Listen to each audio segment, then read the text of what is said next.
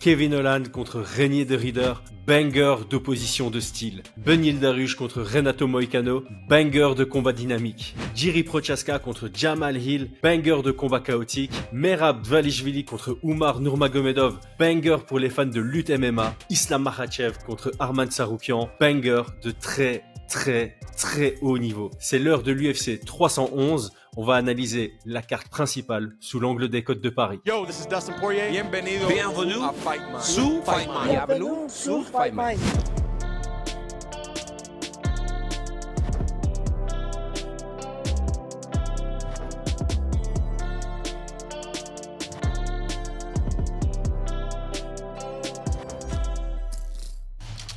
Paris sur le MMA avec Unibet. Quelle sera l'issue du combat? Une soumission? Un KO? Paris sur la prime numéro 1 avec Unibet. 100 € de bonus sur ton premier pari.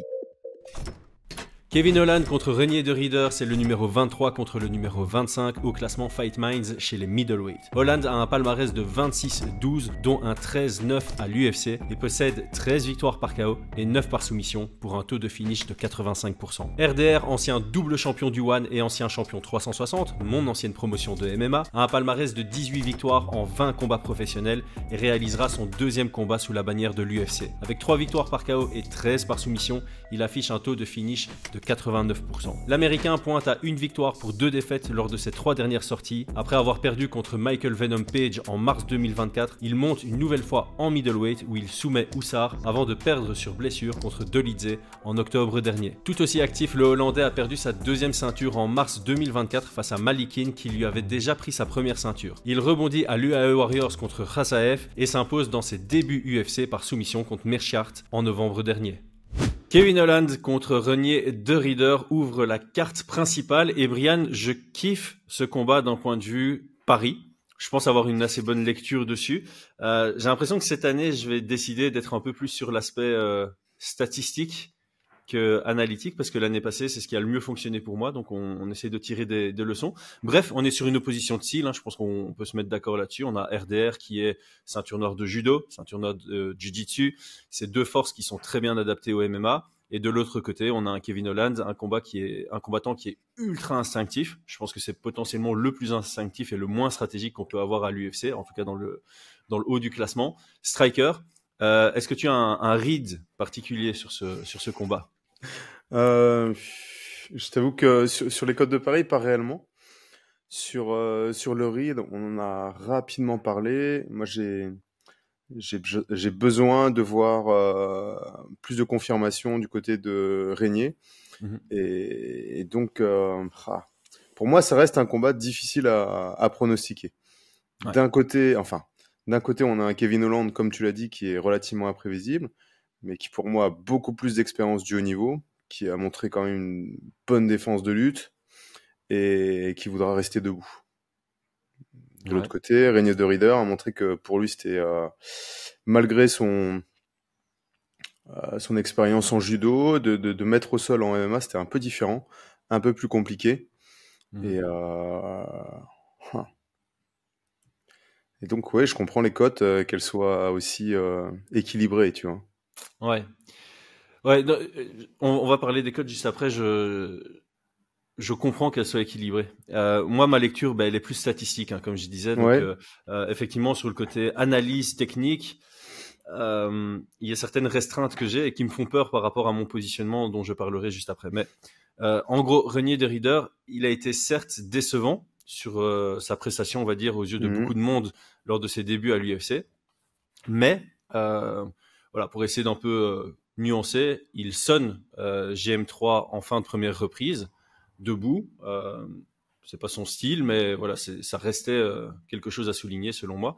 Et surtout, il a tenté 13 takedowns et il en a obtenu 5 contre Meerschaert, qui est un grappleur. Donc, il a voulu grappler un grappleur. Je pense que face à Holland, il va pas faire le rigolo debout. Il va tenter encore plus de takedowns. Et Holland en middleweight, je précise en middleweight, c'est pas que sa défense là c'est à désirer, mais quasi tout le monde a réussi à le mettre sur son dos. Dolidze score un takedown sur 1. Khamzat Chimaev, évidemment, sans stress, il y parvient. Vettori, il en a claqué 11. Sans stress, c'était... Bah, il a fait du Ramzat, quoi, tu vois. Non, Ça non, allait bah, vite. il y a quand même pas mal de scramble, hein. Ça n'a pas été genre. Ouais, ouais, d'accord, mais bon, il a obtenu ses fins très rapidement. Après, voilà, Oui. Ramzat, c'est peut-être celui sur lequel j'ai le moins envie de me positionner. C'est juste d'ordre statistique. Il en a claqué Mhm. 2 sur 2. Vettori, il en claque 11. Brunson, il en claque 6. Donc, si je m'arrête vraiment à l'aspect stratégique, je crois que Renier de Rieder va essayer. Il va en obtenir, et selon moi, il sera capable. Et donc là, je rentre plus dans le côté analytique. Je pense que s'il prend la position du dessus dans ce combat, il va réussir à imposer son jeu au sol une fois qu'on est au sol. Et donc, sur ce point de vue-là, autant, voilà, si je fais une analyse plus technique, je sais que tant que ça reste debout, c'est ultra dangereux.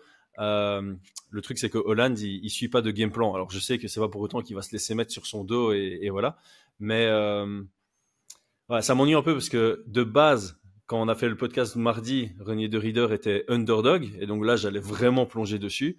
Ici j'ai un peu plus de restreintes, mais il est toujours à 1,81 contre 1,9 du côté de Holland. Ça reste correct, hein. Voilà, c'est un pick-em, ça reste correct. Donc moi je vais voilà, je valide déjà mon unité parce que j'ai peur que les mouvements continuent à aller dans le sens de Rieder. Donc ici je valide déjà et je vais d'ailleurs split cette unité. Donc je mets une unité de confiance sur Renier de Rieder.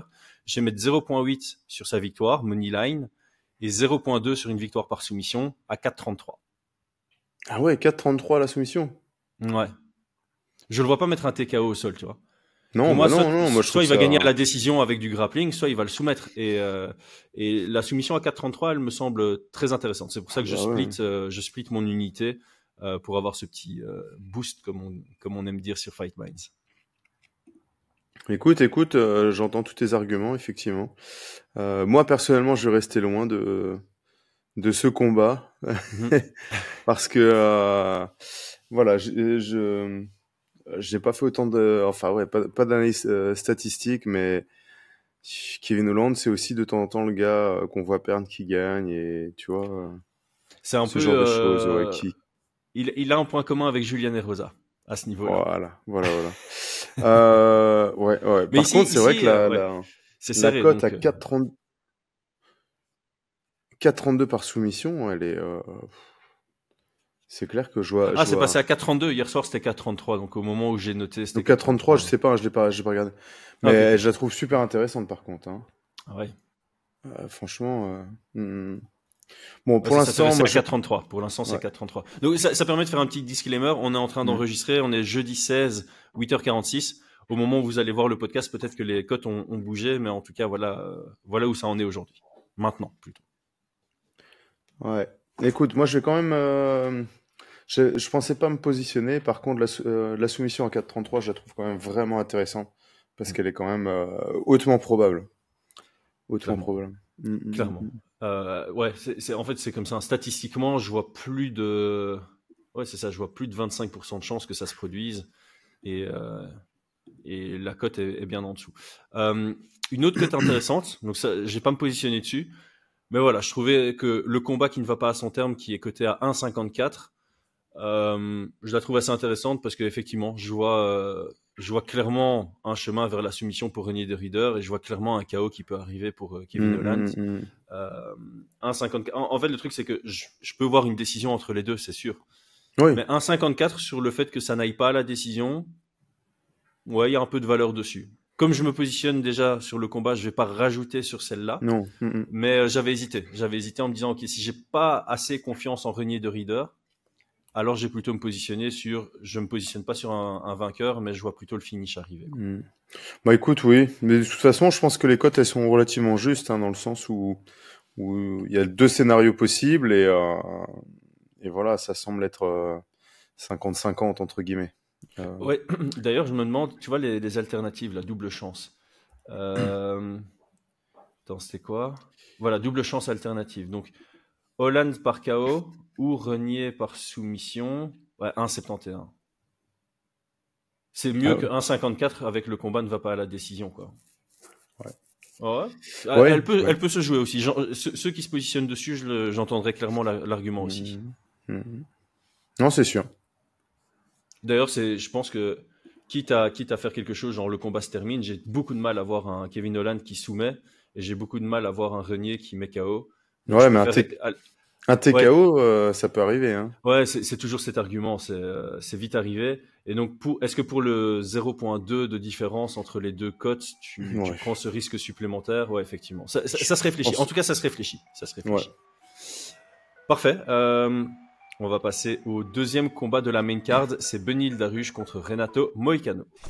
Renato Moicano contre Benil Dariush, c'est le numéro 10 contre le numéro 9 au ranking UFC et le 6e contre le 12e au ranking Fight Minds. Moicano a un palmarès de 25-1, dont 12 victoires pour 5 défaites à l'UFC, et il possède 2 victoires par KO et 10 par soumission pour 60% de finalisation. Dariush a une expérience similaire avec 22 victoires pour 6 défaites et une égalité, dont 16-6-1 à l'UFC, avec 5 victoires par KO et 8 par soumission. Il a un taux de finalisation de 59%. Le Brésilien est sur 4 victoires consécutives, dont les 3 dernières sont face à Drew Dober en février 2024, Jalen Turner à l'UFC 300 par TKO et Benoît Saint-Denis à l'UFC Paris en septembre dernier. L'Américain a été très impressionnant dans sa victoire contre Mateusz Gamrot qui remonte à octobre 2022, mais il a essuyé 2 défaites difficiles par KO au premier round, d'abord contre Charles Oliveira en juin 2023 et ensuite contre Tsarukyan en décembre 2023. On en a brièvement parlé dans notre preview. Allez la voir si ce n'est pas encore fait, les gars. C'était la vidéo de ce mardi, donc c'est sur l'analyse globale du main event, Islam contre Tsarukyan. On a fait aussi une analyse macro de Renato contre Benil. Je vais faire un petit résumé ici. On disait que à nos yeux, Renato avait plus de finesse technique au sol, avait plus de volume debout avec un striking un peu plus crisp. Benil Dariush de son côté, il a plus de percussion dans ses frappes, des frappes qui assomment un peu plus, et au sol, il a un jeu plus physique. On a souligné que les deux sont perméables et vulnérables debout. Ils se sont déjà fait mettre KO, ils se sont déjà fait salement sonner dans leur combat. Est-ce que de ton côté, il y a quelque chose qui s'est clarifié depuis mardi sur la lecture de ce combat? Écoute, moi j'ai regardé un petit peu les Embiid pour prendre quelques informations. Il y a pas grand-chose, hein, franchement. J'imagine que eux deux sont pas trop mis en avant par rapport au reste. Non, non, non, mais après voilà, c'est toujours pareil. En plus, tu as une sélection qui est faite par les combattants ou par l'équipe de production des moments d'entraînement. C'est vrai que là, bon, bah, il y avait une sorte de différence entre d'un côté un Moicano à l'entraînement qui faisait ces derniers réglages en sparring. Il semblait être vraiment, vraiment, vraiment bien. Et de l'autre côté, on avait un Dariush, moment familial, et puis un petit peu de pads tranquille, tu vois. Ouais. Donc dans la dynamique, c'était là, tu fais... Mais voilà, donc on va dire que dans la dynamique des Embiid, ça me faisait pencher un peu plus sur Moicano, sachant que voilà, comme je disais, on peut réellement choisir ce qu'on a envie de montrer aussi, et ça ne veut rien dire en soi, tu vois. Exactement. Après, voilà, ce côté un peu familial posé, Benil Dariush l'a toujours eu, que ce soit dans ses belles performances, mais aussi dans ses 2 derniers revers. Et on en a parlé dans notre analyse macro. Hein. Il y a ce facteur X de où en est Dariush mentalement en termes de motivation. Il y a quelqu'un dans les commentaires qui a dit qu'il avait été regarder des interviews, qu'il était plutôt calme et posé, ce qui me surprend pas. Qu'il avait dit qu'il avait trouvé des défauts dans son jeu et qu'il avait travaillé dessus. Donc c'est un peu rassurant, mais encore une fois, voilà, pour moi, il y a pas l'élément qui va me convaincre. Je t'avoue que je m'arrache toujours les cheveux sur ce facteur X parce que Dariush à 100% contre Renato à 100%, ça devrait pas donner les cotes comme on les a. Ça devrait pas être 1,53 pour Renato et 2,35 pour Benil Dariush. On est au-dessus du 60-40 à l'avantage de Renato Moicano. Si on était certain que les deux étaient à 100%, ben clairement, là, on est sur un dog or pass. Ouais. Donc pour moi, pour l'instant, la valeur est du côté de Benil Dariush. Mais voilà, tous ceux qui, comme toi, se font une analyse en mode, OK, Renato est de nouveau en train de prendre ce combat vraiment au sérieux. Ça m'a l'air d'être plutôt une certitude. Je comprendrais que les gens se placent sur le underdog. Et ceux qui pensent que Benil est de retour en grande forme, ben voilà, moi je peux le voir stopper les takedowns, ne pas se faire surprendre avec une prise de dos debout, faire la différence debout avec des gros middle kicks, des frappes percutantes. Mais voilà, si c'est vraiment une version un tout petit peu en déclin ou avec un manque de motivation ou avec des doutes, dans certaines interviews, après sa deuxième défaite, on sentait un petit doute sur... je crois que dans une interview, il avait dit que la motivation était encore là, mais qu'il doutait de ses aptitudes. Et il parlait pas des aptitudes techniques offensives, mais je pense qu'il Physique. doutait un peu de son menton, tu vois, le fait qu'il tombe assez vite, ce qui est vrai. Et c'est vrai que si tu considères que tu as encore la motivation, mais que tu n'as plus les aptitudes, que ce soit les aptitudes vraiment dans ton contrôle, comme la technique, les compétences, ou un peu hors de ton contrôle, parce qu'on n'a pas encore d'études sur ce qui peut améliorer ton menton, raccrocher les gants fait partie des options. Et donc, j'hésite encore. Je pense que voilà, une version dans le doute ou dans le déclin de Beneil Dariush, ça va se faire surprendre par la vitesse et la préparation simplement de Renato Moicano. Donc, j'hésite encore. Je vais pas me positionner dans ce podcast. Ça me permet de faire une pub. Suivez-nous sur nos réseaux. Sur Twitter, c'est Fight Minds. Sur Instagram, c'est Fight Minds Off, OFF à la fin, parce que c'est là qu'on va valider tous nos paris avec un visuel qu'on postera demain/vendredi. Toi aussi, tu restes un peu loin pour le moment, t'hésites? Non. Tu avais finalement un truc précis. Ouais. Bah écoute, moi je suis comme toi, hein. J'ai du mal à me positionner sur entre les deux combattants, et donc je suis parti regarder un petit peu le nombre de rounds qui pourrait avoir lieu, et j'aime bien la cote de plus de 1 round et demi, qui est pas faramineuse non plus, mais que le combat dure plus d'un round et demi, elle est à 1,43. Ouais. Et pour moi, elle a, entre guillemets, plus de valeur que de miser sur Renato Moicano qui est à 1,53, tu vois. Yes. Je vois clairement le combat dépasser un round et demi. Hein. Je vois donc Moicano légèrement, pour moi, il a l'avantage sur ce combat-là. Donc, si Dariush devait l'emporter, ça serait par exemple ça serait à la décision ou à partir du deuxième. J'ai du mal à le voir le finaliser dans les 2 premières minutes. Donc moi, je mettrais bien 2 unités là-dessus. Voilà. Ok, intéressant. Ouais, je pense que la cote est intéressante parce que les 2 dernières défaites de Dariush, c'est expéditif. Donc cette porte a déjà été ouverte très récemment.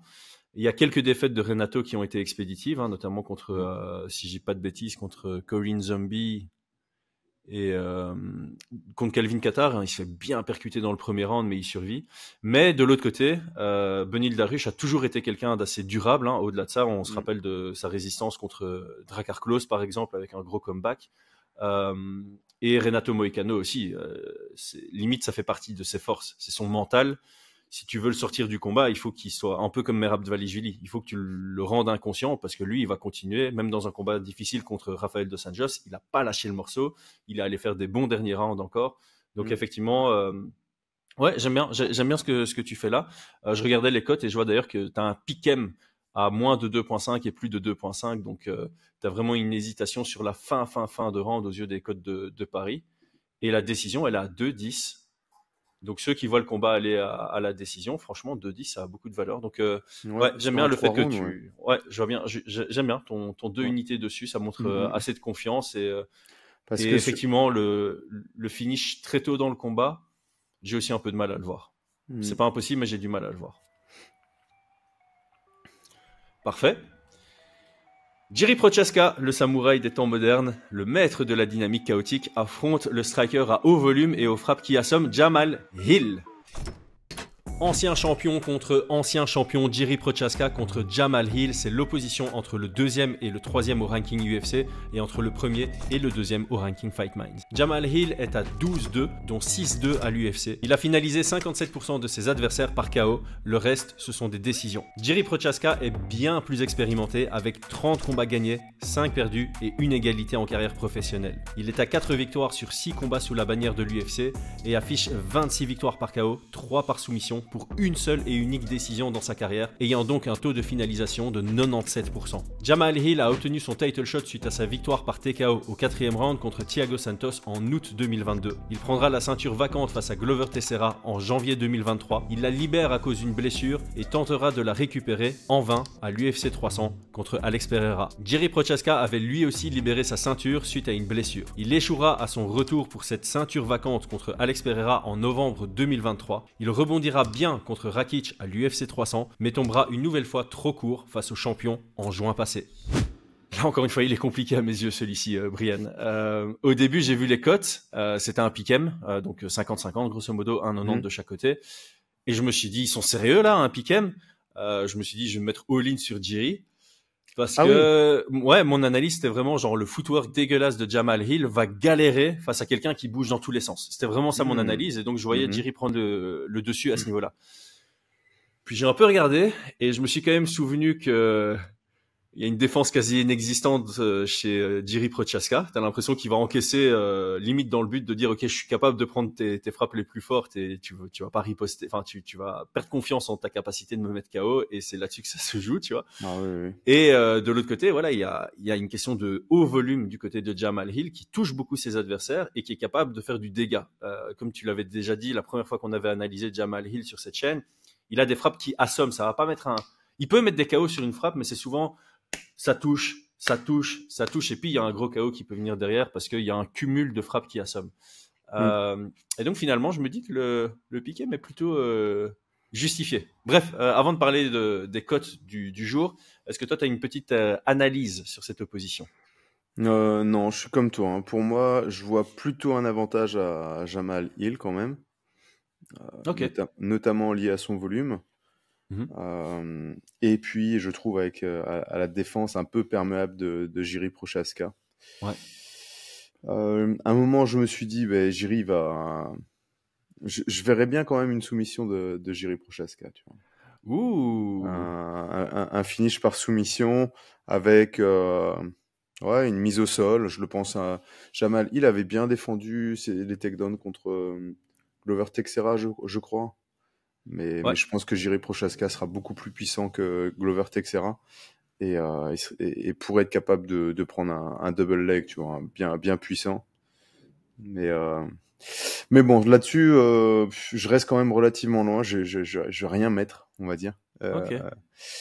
J'aurais pu imaginer un KO-TKO, que ça se finisse par KO-TKO, mais voilà, les cotes, les bookmakers voient aussi ce scénario fort probable, donc c'est pas très très intéressant.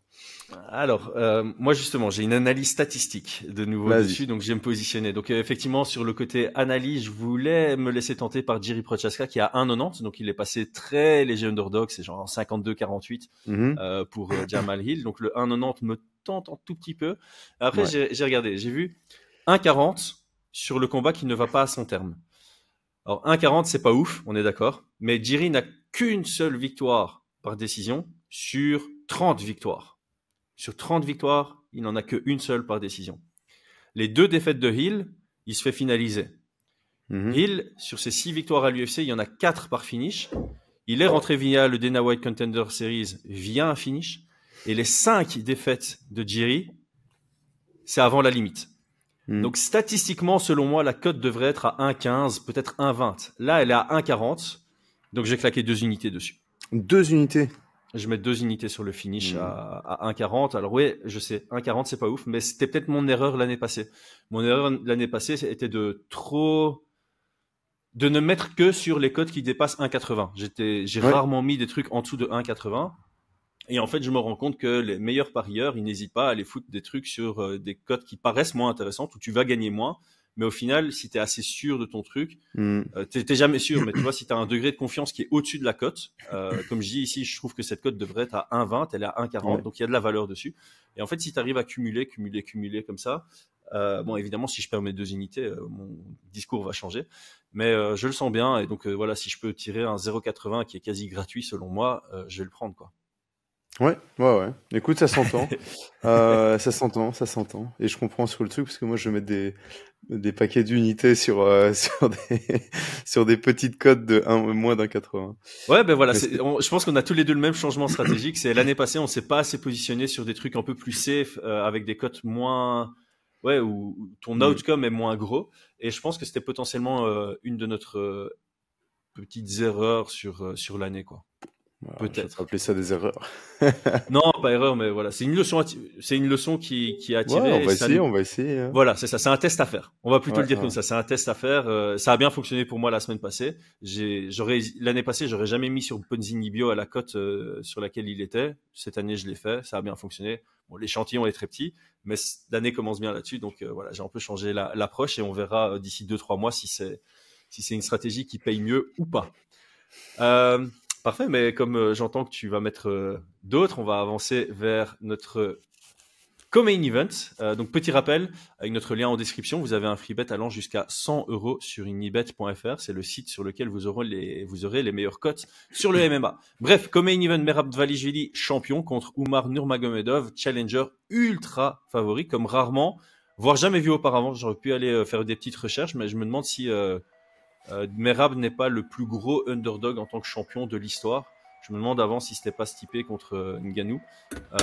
Bref, tail of the tape et puis on attaque. Le champion Merab Dvalishvili est sur une série de 11 victoires consécutives, tirant son palmarès à 18 victoires pour 4 défaites, dont 11 de ses victoires et 2 de ses défaites sont sous la bannière de l'UFC. Surnommé de Machine, certains aiment le surnommer de Decision Machine, avec seulement 4 finalisations en carrière, 3 KO et une soumission, soit 22%. Umar Nurmagomedov vient le challenger en tant que contender numéro 2 au ranking UFC et 3 au ranking Fight Minds. Invaincu en 18 combats professionnels, dont 6 à l'UFC, il possède 2 victoires par KO, 7 via soumission, soit la moitié avant la limite. Ce dernier bénéficiera d'un petit avantage de taille et d'allonge, avec 1m72 de taille et 1m75 d'allonge, 4 cm plus grand et une meilleure allonge de 2 cm par rapport au géorgien. Le champion est hyper actif, surtout dans les départements de la lutte. 2 takedowns qui passent par round sur près du triple tenté. Il y va à l'usure et ça sera testé face à la parfaite défense de lutte d'Umar, qui est intacte à 100%. Le Dagestanais réussit 3,98 amenés au sol par 15 minutes avec un succès à 50%. Niveau striking, il y a moins de déchets dans le jeu du challenger, 63% de réussite offensive et de défense. Il touche 4,46 fois à la minute et se fait toucher seulement 1,36 fois par minute. Merab a un jeu également plus à l'usure debout, 42% de frappes qui touchent avec 4,35 à la minute et 56% de défense en se faisant toucher 2,31 fois à la minute. En mars 2022, Umar Nurmagomedov étranglait Brian Kelleher 3 mois avant sa domination à la décision sur Nate Maness. Il score ensuite son premier et unique KO à l'UFC contre Barcelos, puis bat le newcomer Al Makan. Tout ça avant de répondre présent dans un énorme step-up. Il bat Cory Sandhagen en 5 rounds en été 2024 pour obtenir ce title shot. En septembre 2021, Merab obtenait son unique finish à l'UFC sur Marlon Moraes avant d'enchaîner les décisions unanimes sur l'ancien champion José Aldo, l'ancien champion Peter Yan, l'ancien double champion Henry Cejudo avant de prendre la ceinture à Sean O'Malley en septembre 2024.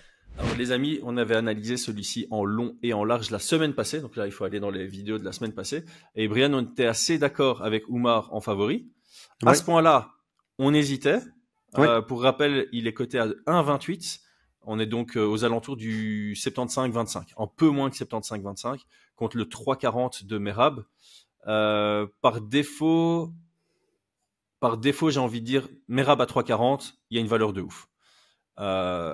Et comme je l'avais dit, je comprends à 2000% ceux qui vont se positionner sur lui. Pour moi, c'est un dog or pass ici. Oh oui, clairement, oui. Mais parce que ses cotes sont toujours désavantageuses par rapport à ce qu'on voit dans la cage. Quand tu regardes toutes les cotes de ses précédents combats et tu regardes ce qui s'est passé dans la cage, tu dis il aurait dû être plus favori, ou il aurait dû être moins underdog, ou il aurait pas du tout dû être underdog. Bref, malgré ça, moi je reste loin parce que je pronostique vraiment Umar et je suis même pas prêt à mettre un quart d'unité sur la valeur de 3,40. Mais je comprends vraiment ceux qui vont y aller. Est-ce que toi tu écoute, dis moi, je t'avoue que elle m'intéresse bien, clairement. À la toute base, j'étais parti sur placer sur Merab, pas mettre 2 ou 3 unités, hein, quand même pas. Non. Parce que, mais voilà, il y a comme on l'a dit dans les Factor X, il y a cette blessure de Umar qui est pas si vieille que ça. Là, c'était pas la main, hein, c'est le bras. Hein. Ok. Et effectivement, il y avait cette interview qui laissait penser qu'il a accepté le combat en ayant encore, en n'étant pas encore à 100%. Donc une préparation non optimale pour combattre Merab, c'est pas idéal, on va dire. C'est pas idéal. Donc c'est vrai qu'il m'intéresse bien. Donc moi j'hésite entre deux cotes. Me placer sur Merab, clairement. Et si je me place sur Merab, je vais pas mettre beaucoup d'unités, mais j'aurais bien mis victoire à la décision aussi. Pousser le vice jusqu'au bout, tu vois. Carrément, ouais. Est-ce que tu ferais un split ? Genre tu dis, ok, j'ai 0,5 unités de confiance sur lui, je mets 0,4 sur le money line et puis je booste un tout petit peu avec 0,1 sur. Elle est à combien victoire à la décision pour Merab? 4,50. Non, je suis pas sûr. Je pense que je vais mettre genre 0,2 à 4,50 ou 0,3, tu vois. Ok. 0,3, je trouve ça pas mal. Ouais. Donc, je pensais à celle-là, ou alors mettre 3 unités directement sur le combat va à la décision à 1,36. Ah, yes, yes. Ça, c'est mon analyse statistique. Donc, j'aime bien que tu en parles. Je vais rapidement parler statistiquement, hein. Oumar finalise 50% de ses combats. C'est facile. Merab, 22%, mais 9% à l'UFC. Depuis qu'il est à l'UFC, il a que 9% de finish. Bah, en fait, c'est 1 sur 11. C'est contre Marlon Moraes. Oumar est invaincu, donc pour le battre, il semble difficile à finaliser, hein, clairement. Merab ne s'est fait finaliser qu'une seule fois dans sa carrière, et c'est controversé. C'est contre Ricky Simon, avec la guillotine qui dure 1 minute 20, là, où il tape des pieds dans tous les sens. Et au final, ça va jusqu'au gang. Et au gang, je crois que c'était Urdine, considère qu'il a été inconscient, et donc ça je sais pas, une soumission technique à 5 minutes du 3e round. Donc un peu controversé quand même, donc très difficile à finaliser le Merab. Et donc encore une fois, je trouve que le 1,36 pour un combat qui va à la décision, statistiquement, c'est intéressant. Et elle pourrait me laisser, je pourrais me laisser tenter. Je réfléchis encore dessus. Mais donc toi, tu dis que tu mets, 3 non, unités. toi, t'hésites aussi. Ah non, que le combat va à la décision. Ouais. Ah, moi, je mettrais 3 unités. Moi, je suis très confiant. Okay. Très confiant que ça aille à la décision. Et je comprends totalement. Je comprends totalement que tu aies un degré de confiance ultra élevé. Donc, elle reste risquée quand même. Hein. Elle a un 36, ça reste risqué. Ils vont pas non plus, les bookmakers vont pas non plus donner de l'argent comme ça facilement, tu vois. Non, non. Et elle est risquée, c'est 3 unités. Ça te fait récupérer combien ça? 1 unité? Ouais, voilà. Grosso modo, 1 unité. Alors, moi, j'ai peut-être un argument d'analyse qui pourrait faire, et c'est celui-là qui me fait hésiter. L'équipe Khabib analyse beaucoup les combats. Ce qu'on a vu de Merab dans son dernier combat, dans le 5e round sur Sean O'Malley, c'est qu'il est vraiment vulnérable au corps. Et Sean O'Malley s'en est rendu compte trop tard dans le combat. Ici, on a un très bon kicker en Oumar. Et je pourrais voir un finish avec des body shots, avec des middle kicks, des front kicks, des tips qui commencent dès le début et qui sur le cumul commencent à vraiment aplatir Merab et puis peut-être un finish au sol derrière ou ce genre de truc. C'est mon scénario de finish. Ce serait ça. Et donc c'est ça qui me fait hésiter. Ce serait beau, hein. Ce serait très beau. Franchement, ça finit comme ça, les 3 unités, c'est pas grave. Voilà. Je serais pas déçu. Je comprends. Dans ce cas-là, on n'est pas déçu. Mais vraiment, parce que j'y ai pensé après. C'est vraiment après le podcast, j'y ai pensé. Je me suis dit, mais en fait, c'est vrai que Merab, sur la fin de son combat contre Sean O'Malley, les fans de Merab ont dû serrer les fesses parce que t'étais là, tu fais, non, il va pas se finir comme ça. Non. Et c'était pas loin, je pense. Et donc maintenant qu'on a vu ça, contre une équipe qui analyse beaucoup, avec un Oumar qui a des compétences debout et surtout au kicking range, il pourrait commencer à travailler ça très tôt dans le combat, avec 25 minutes devant lui pour exploiter vraiment ça au mieux. Et donc voilà, c'est ça qui me fait un peu hésiter sur cette cote, mais je pourrais me positionner peut-être avec un degré de confiance moins élevé, donc plutôt sur 1 unité sur le combat va à la décision. À 1,36 quand même. À 1,36, ouais. Écoute, moi je vais réfléchir encore, en tout cas ça va être entre les deux.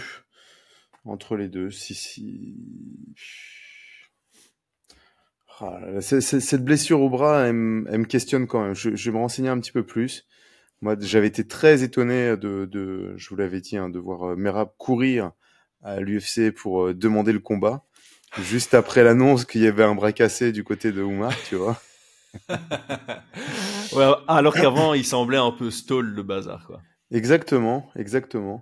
Et puis j'avais été très étonné aussi qu'Oumar accepte le combat, tu vois.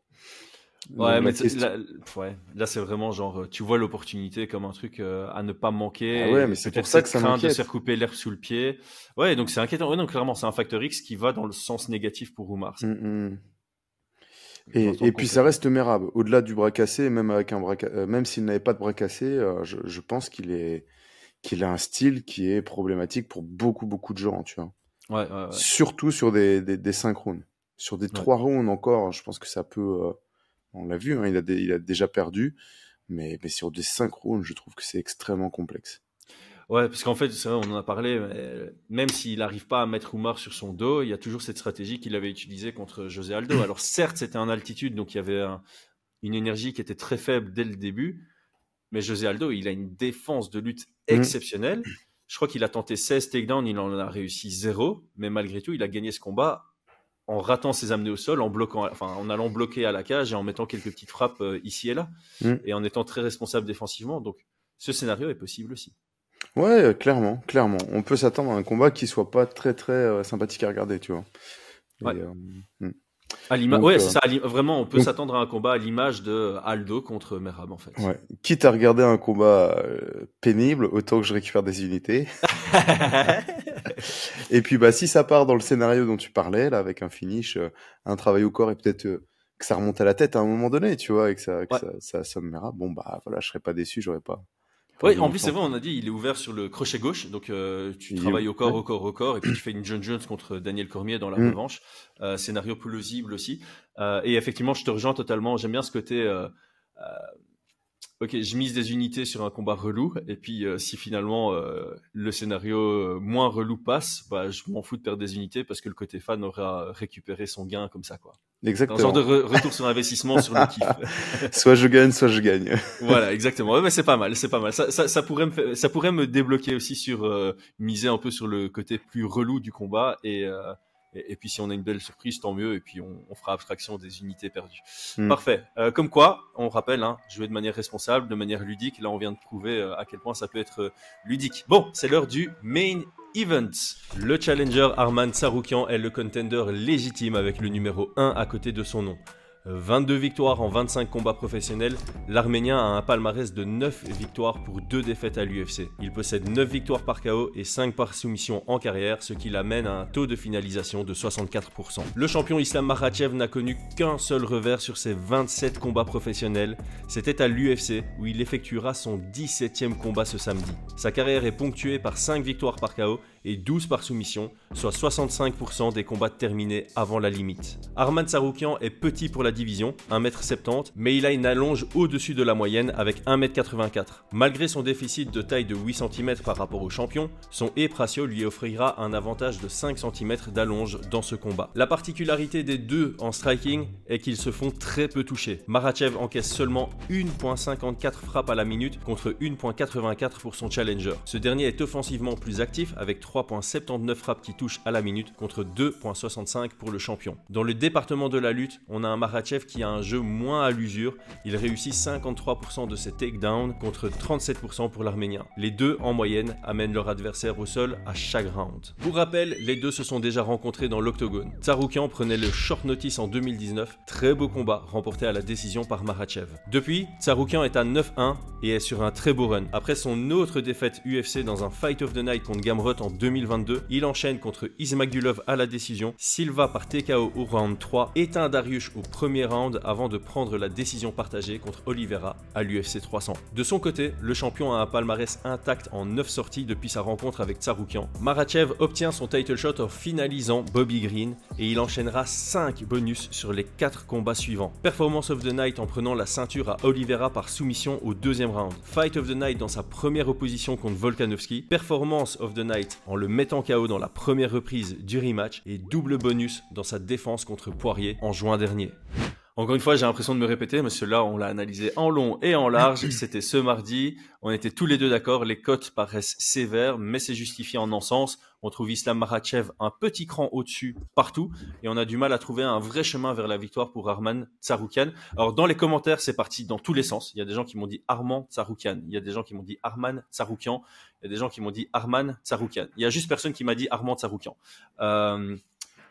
Le plus de commentaires qu'on a reçus, c'est quand même des gens qui mettaient PS je suis arménien ou PS ma femme est arménienne et ça part dans Arman Tsarukyan. Ce serait logique, hein.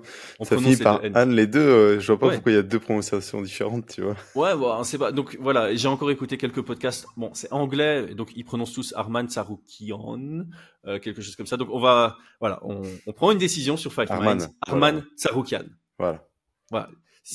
désolé si ça froisse des gens, mais il y a des gens qui ont dit je suis arménien et qui le prononcent comme ça, donc je fais Voilà, confiance. après, la seule personne que ça peut froisser, et encore, je pense qu'il s'en fout, c'est Arman lui-même, tu vois. Ouais, de toute façon, comment est-ce qu'on prononce mon nom? Personne ne sait le prononcer, mon nom, ni même moi-même. Donc j'ai le droit d'écorcher le nom des autres. Non, ça fonctionne pas du tout comme ça.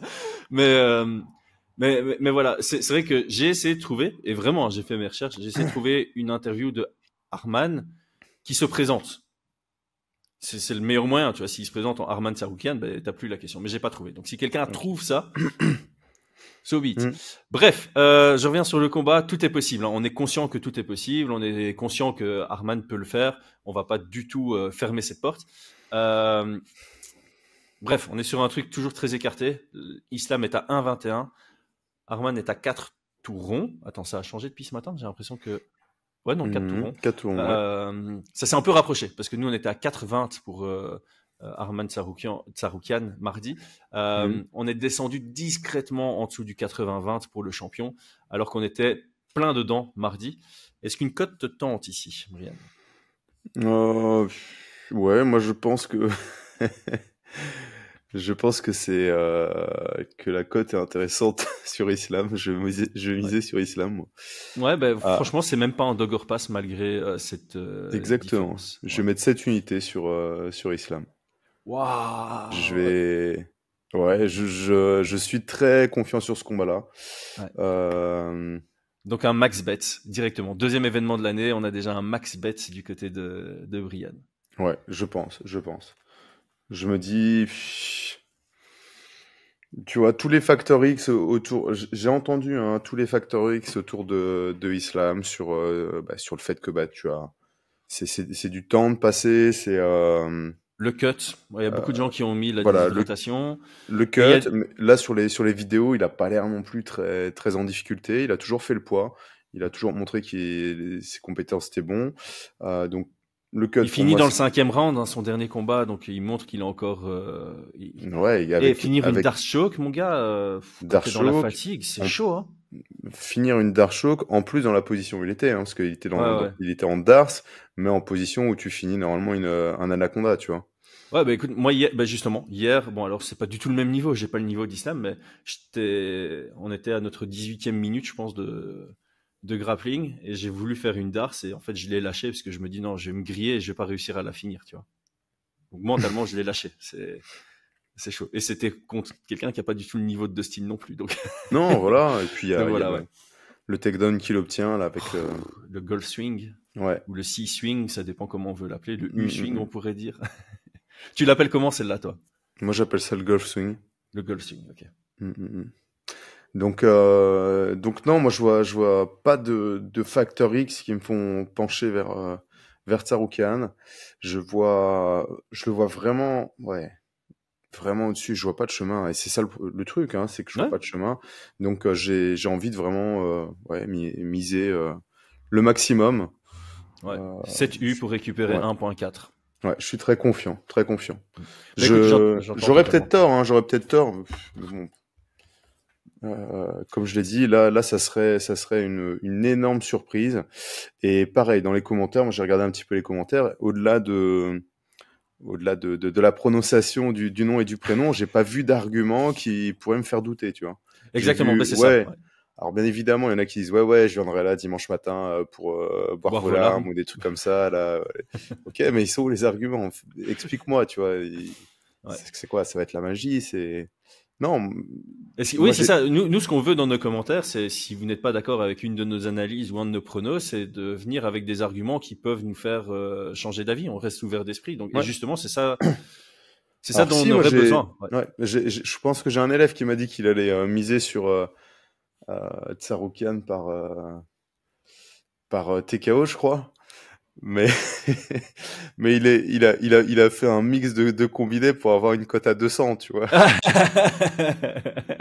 Merab par soumission, Tsarukyan par TKO. Je crois que c'était pire que ça. Enfin bref. Mais voilà, lui il me dit, je pense que s'il y a un seul moyen que ça arrive, c'est par un TKO sur une frappe qu'Islam n'a pas vue, tu vois. Donc ouais, c'est ça. C'est ça dont on avait parlé. C'est un peu les techniques improbables, imprévisibles. Ça reste très probable, mais on parlera alors entre guillemets d'un lucky punch. Dans le Ouais, sens où ouais, est-ce c'est qu'il ça. sera capable de reproduire ça à un combat revanche? Ça l'est beaucoup moins, tu vois. Exactement. Ouais, donc je comprends totalement ton positionnement. Mm. Euh, Moi aussi, j'étais parti sur 4 unités sur Islam. Et puis là, j'hésite à mettre la moitié d'unité sur Islam dans la deuxième partie du combat, au-dessus de 2,5 rounds, parce que la cote est à 1,4. 1,4. Donc en gros, je peux miser la moitié, récupérer la même chose, avec évidemment une certaine prise de risque qu'il faut. Voilà, elle a. Attends. Ah non, elle a 1,24 maintenant. Ah non, non, ça c'est juste plus que 2,5, pardon. Islam est plus que 2,5. Elle a combien? C'est ici. Elle a 1,41. Donc en gros, si je mets 2 unités plutôt que 4, donc 4 sur le money line me font récupérer 0,8. Si je mets 2 sur Islam dans la deuxième partie du combat, donc c'est décision ou finish après la moitié du combat, je mets 2 unités, je peux récupérer 0,8. Donc je peux récupérer la même chose, je prends moins enfin, ma perte est moins grande si c'est pas ce scénario-là. Mais voilà, ce qui me fait hésiter, c'est qu'on a quand même vu un Arman dans une guillotine contre Charles Oliveira dans le premier round, assez chaud quoi. Et on a quand même un Makhachev qui... Et dans un Darchok dans la deuxième partie du troisième, non? Ouais, mais donc là, ça rentre dans mon parti. Ça rentre dans mon pari. C'est après la moitié du combat, si c'est en 5 rounds. Si c'est à la fin du troisième round. Ouais, c'est vrai. Ça passe. Par contre, voilà, tu regardes Islam Makhachev, victoire expéditive contre Volkanovski dans la revanche, premier round contre Green, contre Hooker. C'est pas le même niveau, mais il est vraiment capable de finir tôt un combat. Charles Oliveira, c'est dans le deuxième round, donc mon pari passerait pas comme ça. Donc voilà, je me fais hésiter tout seul. Je sais que je vais me positionner sur Islam. Ce sera soit 4 unités juste sur le money line, soit 2 unités sur après la deuxième partie du combat. Donc je verrai sur quel scénario je me positionne. J'ai encore un tout petit peu réfléchir. Ça dépend vraiment si je vois Islam capable de finir assez tôt dans le combat. C'est plausible. J'hésite. Je verrai. Mais voilà, je pense que pour revenir sur ton argument, s'il y a bien un combat sur lequel tu dois mettre 7, c'est ce genre d'argument. C'est je vois combattant A meilleur partout. J'ai beaucoup de mal à imaginer un chemin de victoire pour combattant B, à moins d'un coup magistral qui sort du lot, difficile à répliquer, ou une blessure évidemment. Ouais, je comprends le 7 unités, je comprends le max bet. Bien joué. Là, tu portes tes... parfait, mais je pense qu'on a fait le tour de la carte. Il y a un moment, j'avais hésité sur des combis aussi. D'ailleurs, ouais, il y avait juste un Factor X qui était assez intéressant, qu'on nous a mis en commentaire, dont on n'avait pas vraiment parlé. C'est le combat d'Oumar qui est juste avant celui d'Islam. Oui, c'est vrai. Est-ce que toi, tu peux en parler parce que tu as combattu 2 fois sur la même carte que Donovan, juste après. Est-ce que ça... D'expérience, est-ce que tu regardes le combat pendant que tu t'échauffes? Est-ce que pendant le combat, il y a un peu plus de stress que s'il combattait pas avant? Je me rappelle plus. Enfin, si, je me rappelle au Pays de Galles, mais il avait gagné, donc... Il avait gagné, ouais. Mais en fait, dans les deux cas, que ton partenaire gagne ou perde, ça va avoir une sorte d'impact dans... Donc s'il gagne, t'espères pas perdre, donc être celui qui a perdu, tu vois, de la soirée et tout, tu vois. Ouais. Et s'il perd, t'as une sorte de pression, ouais, faut pas que je perde, sinon on a 2 défaites d'affilée, ou j'en sais rien, tu vois. Ouais. Mais au final, une fois que le combat commence, ouais, t'es dans ta bulle, quoi. T'es dans ta bulle, donc j'ai pas souvenir que ça m'a impacté ou quoi que ce soit. Je sais pas, je crois pas. Hein. Comme ça, enfin. Moi, j'ai pas l'impression parce que je me souviens des, on va dire 2 occurrences et demie. Il y a eu une occurrence où il a combattu la veille. Oui, il s'est je fait me voler là. Il s'était fait voler contre Sardari pour la ceinture du Cage Warriors. Toi, tu combattais le lendemain parce que c'est les trilogies du Cage Warriors pendant le Covid avec 3 événements sur 3 jours. C'était qui que j'ai eu le lendemain? C'était Gittins. Bah, au final, les 2 fois. Il t'a pas laissé réfléchir. Au final, les 2 fois où il a combattu avant moi, c'était bien. Est-ce que j'ai... Non, il y a eu. Ah non, il y a eu aussi avec Topuria. Il y a eu Topuria. Donc non, ça veut rien dire. Mais moi, j'ai pas eu de. Je pense pas que ça m'ait affecté ni quoi que ce soit. Non, sur les 3 fois, j'ai eu 2 victoires par KO et une défaite contre Topuria. Ouais, c'est ça. Donc, et la réalité, c'est que je pense pas que ce soit lié au partenaire. Je pense que c'est lié au style des combattants, à mon état le jour même, etc. Tu vois, et ma prépa, quoi. Ouais, c'est ça. De tête, dans le vestiaire, t'étais focus comme pour tous les autres combats, quoi. Ça semblait Ouais, pas ouais. te Non. perturber plus que ça. Donc voilà, c'est un facteur X qui, à ce niveau-là, en plus, en plus, j'ai l'impression que culturellement, ils sont plus froids que nous. Tu vois? Mais même au-delà, enfin, de ce genre de truc, je sais même pas du tout si, enfin, culturellement, j'en sais rien du tout et je vois pas trop le. Non, c'est pas un argument Ouais, du tout.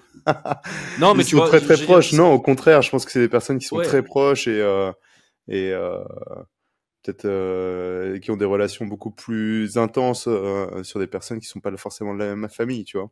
Oui, il y a Donc plus non, un brotherhood, on va appeler ça comme ça. oui. De l'autre Pas. côté, j'ai l'impression que émotionnellement, ils sont moins dans les up and down par rapport à nous, tu vois.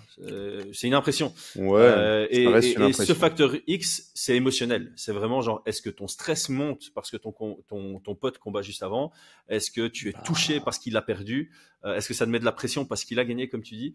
Et j'ai l'impression que dans leur mentalité, ça peut moins affecter que dans les Bah, comme mentalités ici. d'autres C'est te vraiment... diront qu'ils ont l'impression que dans leur mentalité, ça les affecte plus, comme on le voit avec Ouais. Nurmagomedov qui exprime ses sentiments quand il est en bord de cage où il est très très stressé, tu vois. C'est les C'est deux. vrai, parce qu'il n'a pas le contrôle, alors que quand Il c'est n'a lui pas le dans la cage, contrôle. c'est lui. Après, voilà, moi d'expérience, quand j'emmène des gars combattre, c'est souvent à la chaîne. Et ça m'arrive souvent d'avoir des combattants qui enchaînent, quoi. Mais ils sont confiants, ils regardent pas le résultat d'avant, ils sont préparés en amont à la salle, tu vois. Et il y a personne qui m'a dit, ah, ça m'a affecté, qu'il ait perdu. Alors si j'ai un de mes élèves qui m'avait dit, ouais, je suis passé après un ou deux gars qui avaient perdu de la team, pour moi, c'était hors de question que je perde, tu vois. Ouais, Et donc il ça, a ouais. gagné, mais est-ce que les gars avant auraient gagné, il se serait peut-être dit la même chose. Ouais, les gars ont gagné, hors de question que je sois le seul qui Ouais, perde c'est ça, c'est aujourd'hui, tu ça. vois. Est-ce que c'est vraiment un effet qui a eu la moindre influence sur le combat? Non, je Euh, pense pas. Pour moi, ce ouais, sera pas un facteur X. Et si, par exemple, Merab l'emporte et qu'Islam perd, je ne pense pas que ce soit, enfin, juste pour Arman qu'on dise, bah non, c'est parce que ouais, non, c'est Omar a ça. perdu. Ça Voilà. peut pas être une excuse après. En tout Voilà. cas, ça on est bien d'accord là-dessus. Ok, bah écoute, on a fait le tour. C'était intéressant de débattre sur ce facteur X parce qu'il y en a quand même plusieurs qui l'ont mis Oui, dans c'est vrai. dans les commentaires et ça valait la peine de pouvoir le traiter maintenant. Et donc c'est là tout l'avantage de c'est un peu pour rappeler, n'hésitez pas à faire des commentaires construits parce que ça nous permet de rebondir dessus après et d'avoir peut-être des débats, Mm. que ce soit dans le récap ou quand on fait 2 épisodes sur le même événement, ça nous permet de rebondir dessus et Ouais. de donner notre opinion. Merci à tous, merci à toi Brian. Donc je rappelle, hein, suivez-nous sur les réseaux, comme ça vous verrez vraiment sur tout ce sur quoi on se positionne pour cet événement. Les amis, à très vite. Ciao, ciao. Ciao.